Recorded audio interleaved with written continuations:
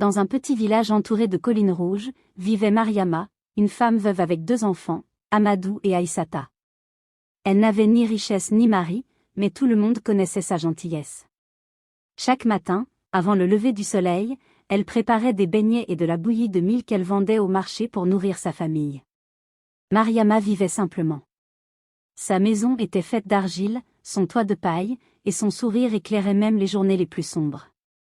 Malgré la pauvreté, elle avait une habitude que beaucoup trouvaient étrange, astérisque, elle mettait toujours de côté une part de sa nourriture pour « celui qui n'a rien ».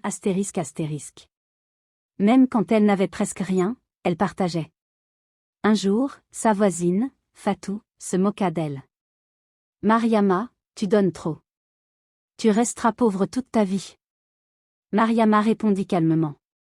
Ce que la main donne avec le cœur, le ciel le rend toujours d'une autre façon.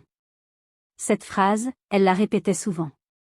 Pour elle, aider les autres était une façon de remercier Dieu pour la vie. Mais les temps étaient durs. La pluie se faisait rare, les récoltes diminuaient, et parfois, Mariama allait se coucher sans manger. Pourtant, jamais elle ne se plaignait.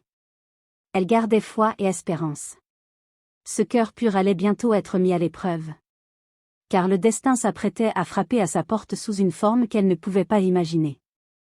Ce soir-là, le marché du village se vidait lentement. Le soleil descendait derrière les collines, et Mariama comptait les quelques pièces qu'elle avait gagnées.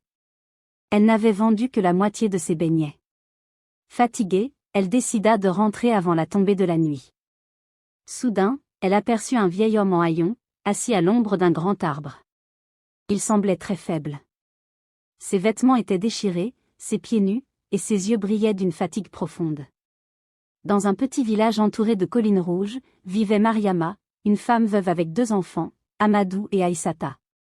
Elle n'avait ni richesse ni mari, mais tout le monde connaissait sa gentillesse.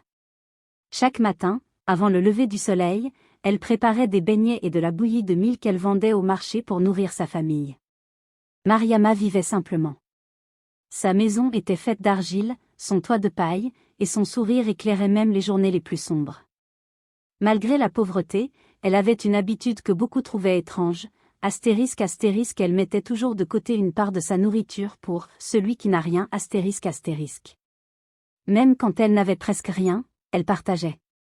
Un jour, sa voisine, Fatou, se moqua d'elle. « Mariama, tu donnes trop. Tu resteras pauvre toute ta vie. » Mariama répondit calmement. Ce que la main donne avec le cœur, le ciel le rend toujours d'une autre façon. Cette phrase, elle